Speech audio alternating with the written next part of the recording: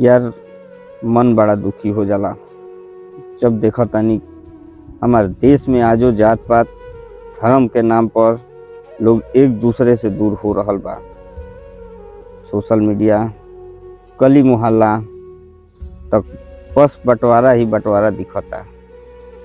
तारा बचपन याद बा? होली में सब एक साथ रंग खेलत रहे आ ईद में सब लोग एक दूसरे के साथ सेवैया खात रहे। छठ में सब घाट पर मिलकर एक संगे दिया जलावत रहे।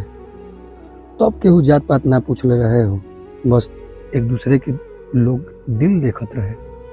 हाँ, आज हालत इतना बदल गई बा कि लोग दोस्ती से पहले सरनेम पूछेला, जबकि जब खून बहेला न ओकर रंग एके होला। दुख सबके बराबर लागेला, चाहे वो अमीर होखे गरीब होखे, कोनो जात के कहे ना होखे। हमनी के देश के नींव एकता पर रखल गई रहे। महात्मा गांधी अहिंसा के भाईचारा के बात करत रहले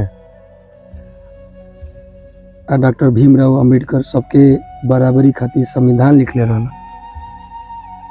अगर वो आज लोग जिंदा रहते तो का देश के ये हालात देख के खुश रहतन? ना यार, देश जब मजबूत हुई जब हमनी दिल से मजबूत होखम जा, जात पात के ऊपर उठ के इंसानियत के धर्म अपनाइम जाए, तबे असली आज़ादी मिली। सही कहता रहा। नफरत के आग घर घर जरा रहल बा, लेकिन अगर छोट छोट कोशिश करी आ प्यार बांटी आ सम्मान दी तब बदलाव जरूर आई दोस्त।